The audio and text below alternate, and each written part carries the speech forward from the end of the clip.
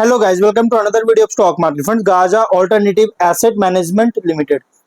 Guys, इस IPO का आज के इस वीडियो में लिस्टिंग के बारे में डिस्कस करेंगे। लिस्टिंग इन कितने परसेंट का मिल रहा है, किस प्राइस पे लिस्टिंग हो रही है, स्ट्रैटेजी अलॉटीज जो है होल्ड करे या फिर सेल करे, क्या फ्रेश एंट्री करना चाहिए या फिर स्ट्रैटेजी क्या होना चाहिए, सभी पॉइंट्स को डिस्कस करेंगे। जीएमपी कितना चल रहा है। और गाइस, ये कोई रिकमेंडेशन वीडियो नहीं है, इसलिए जो भी फाइनल डिसीजन होगा अपने रिस्क पर लीजिएगा। चलिए फ्रेंड्स, वीडियो स्टार्ट करते हैं। तो गाइस, आईपीओ 19 से 21 तक ओपन था। 26 अगस्त मतलब कल का डेट रखा गया लिस्टिंग डेट। 160 रुपीज का कट ऑफ प्राइस, 93 शेयर्स की लॉट साइज, 550 करोड़ का इशू साइज है, जो कि फ्रेश कैपिटल 450 करोड़ का, ओएफएस 100 करोड़ का किया जा रहा है। Book build IPO BSE NSC दोनों एक्सचेंज में लिस्टिंग होगा। अलॉटमेंट देखिए, जिनको अलॉटमेंट नहीं उनके रिफंड्स आज रिलीज किया जाए 25 अगस्त को, और same date shares demat account में क्रेडिट होगा। 3 to 5 वर्किंग डेज का समय लगेगा आपके अकाउंट में रिफंड शो करने में। और एंकर से लगभग 165 करोड़ का फंड रेज कर चुका है। ऑब्जेक्टिव क्या है, तो कंपनी स्पॉन्सर कमिटमेंट की और इन्वेस्टमेंट करना चाहता है एग्जिस्टिंग फंड्स में, और जनरल कॉर्पोरेट पर्पस के लिए फंडिंग चाहता है, इसके लिए आईपीओ लेकर आया। लेकिन सब्सक्रिप्शन अगर देखा जाए तो नो डाउट बहुत स्ट्रॉन्ग सब्सक्राइब किया। QIB 45.9 time, HNI 65.6 time, retail 11.6 time का, टोटल 33 टाइम सब्सक्राइब है। नो डाउट बहुत स्ट्रॉन्ग सब्सक्राइब देखने को मिला है।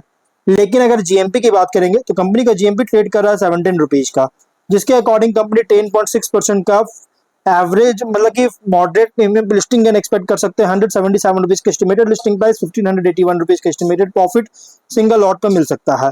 लेकिन लिस्टिंग स्ट्रैटेजी की बात करते हैं, कंपनी का थोड़ा बिजनेस की बात करते हैं, तो कंपनी जो ऑल्टरनेटिव एसेट मैनेजर जो कि फोकस है इंडिया फोकस्ड फंड्स को मैनेज और एडवाइस करने के लिए, और जो कि इंक्लूड है एसेट और एआईएफ ऑफशोर फंड्स इन्वेस्टिंग जो हो रहा है इंडिया में।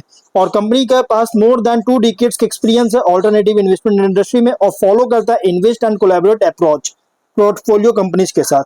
स्ट्रेंथ अगर देखा जाए तो more than 20 years of experience है ऑल्टरनेटिव एसेट मैनेजमेंट में। स्टैब्लिश ट्रैक रिकॉर्ड है मल्टीपल इन्वेस्टमेंट फंड साइकिल्स में, और एक्सपोजर मिल रही है India's growing alternative investment industry को, और फोकस है मिड मार्केट बिजनेसेस की ओर मल्टीपल सेक्टर्स में। एक्सपीरियंस्ड मैनेजमेंट है और स्टैब्लिश्ड रिलेशन इन्वेस्टर रिलेशनशिप किया है। स्ट्रॉन्ग प्रॉफिटेबिलिटी, लेकिन रिलेटिवली लो डिपेंडेंस है फिजिकल एसेट्स पर, डिपेंडेंस बहुत कम है। लेकिन रिस्क अगर देखा जाए तो रेवेन्यू सिग्निफिकेंटली डिपेंड करता है मैनेज्ड फंड, जो फंड्स मैनेज कर रहा है इसके परफॉर्मेंस पर। कैरिड इन्वेस्टमेंट जो कि परफॉर्मेंस लिंक्ड और वोलाटाइल हो सकता है। पास्ट इन्वेस्टमेंट रिटर्न्स जो कि जरूरी नहीं है कि इसको रिपीट ही करेगा ही, हो सकता है इसको रिपीट नहीं भी कर सकता है। और रेगुलेटरी चेंज अगर होता है तो एआईएफ ऑल्टरनेटिव इन्वेस्टमेंट को अफेक्ट कर रहा है, जिससे बिजनेस इंपैक्ट कर सकता है। फ्यूचर ग्रोथ लेकिन डिपेंड करता है फंड रेजिंग के सक्सेसफुल पर और कैपिटल के डिप्लॉयमेंट पर डिपेंड करता है। पीयर कंपैरिजन तो ट्रेडिशनल एसेट मैनेजमेंट कंपनी से कंपेयर करें, कंपनी का greater exposure private equity alternative investment की ओर। Long operating history of fund management track record जो कि डिफरेंशिएशन प्रोवाइड करता है, जबकि अर्निंग्स जो मोर वेरिएबल होता है क्योंकि परफॉर्मेंस लिंक्ड इनकम होने के कारण हो सकता है। इनसाइट्स की बात करें, इंडिया एक्सपैंडिंग जो हो रहा है ऑल्टरनेटिव इन्वेस्टमेंट इकोसिस्टम्स की ओर, इसे strong long term growth opportunity provide करता है। कंपनी के पास डिमॉन्स्ट्रेटेड स्ट्रॉन्ग फाइनेंशियल ग्रोथ और प्रॉफिटेबिलिटी है, और मेजर लॉन्ग टर्म ट्रिगर जो कि सक्सेसफुल फंड रेजिंग होगा और न्यू फंड्स के डिप्लॉयमेंट और इन्वेस्टमेंट परफॉर्मेंस लगातार होना चाहिए, बेटर होना चाहिए, तभी जो so major long term trigger हो सकता है। लेकिन कंसर्न क्या है, तो अर्निंग वोलेटिलिटी, क्योंकि कैरिड इंटरेस्ट फ्लक्चुएट कर सकता है कंसिडरेबली बिटवीन पीरियड्स में। जीएमपी के अकॉर्डिंग मार्केट सेंटीमेंट जो कि इंडिकेट कर रहा है एक्सपेक्टेड प्रीमियम ऑफ 16% का इशू प्राइस के ऊपर। Overall market sentiment moderately positive appear हो रहा है। लिस्टिंग डे सिमुलेशन, अगर स्ट्रॉन्ग प्रीमियम पे लिस्टिंग होता है मतलब कि +35 to +45% का, तो पार्शियल प्रॉफिट बुकिंग कंसीडर कर सकते हैं, जबकि रिमेनिंग क्वालिटी होल्ड कर सकते हैं फर्दर अपसाइड के लिए।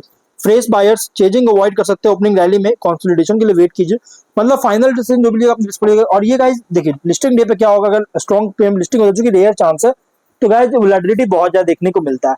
मॉडरेट प्रीमियम पे अगर लिस्टिंग होता है मतलब कि +15 to +25% का, तो गाइस फर्स्ट 30 to 45 मिनट के लिए होल्ड करते हैं तो रीएसेस जरूर कीजिएगा। फ्रेश बायर सपोर्ट का कंफर्मेशन हो जाए उसके बाद फाइनल डिसीजन ले सकते हैं। फ्लैट लिस्टिंग अगर होता है कि तो मतलब कि -0 to 5% का, तो गाइस 1 to 2 वीक्स के लिए अगर होल्ड करते हैं तो ट्रेंड मॉनिटर जरूर कीजिएगा। एंटर करने से पहले क्लियर ब्रेकआउट देखिए फ्रेश बायर्स के लिए, तो आप कंसीडर कर सकते हैं। डिस्काउंट लिस्टिंग अगर होता है मतलब कि -2 to -10% का, तो गाइस पैनिक सेलिंग अवॉइड कर सकते हैं। इंपॉर्टेंट सपोर्ट लेवल्स को मॉनिटर करना, face buyers stabilisation reversal confirmation हो जाए उसके बाद आप कंसीडर कर सकते हैं।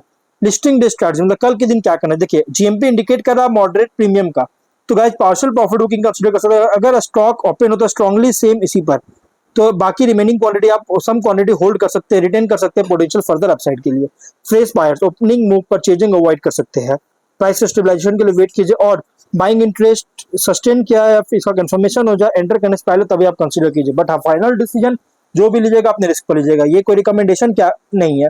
और 1 वीक क्या करना चाहिए लिस्टिंग के बाद, देखिए स्टॉक सस्टेन कर रहा है या फिर लिस्टिंग प्राइस से अबव, इसको ट्रैक कीजिए। फंड रेजिंग और न्यू फंड्स में डिप्लॉयमेंट, इसको मॉनिटर कीजिए। Management fee income carried interest contribution watch कीजिए। फंड परफॉर्मेंस प्रॉफिटेबिलिटी मॉनिटर कीजिए। जब सिर्फ एक्सपोजर इंक्रीज हो जाए, कंफर्म हो जाए इंक्रीज होता हुआ वॉल्यूम सपोर्टेड अप ट्रेंड के बाद, तो आप कंसीडर कर सकते हैं। बट फाइनल डिसीजन जो भी लीजिएगा अपने रिस्क पर लीजिएगा, ये कोई रिकमेंडेशन वीडियो नहीं है। तो गाइस वीडियो कहीं पर एंड करते, कोई डाउट है कमेंट बॉक्स में पूछे। मिलता है नेक्स्ट वीडियो में, बाय।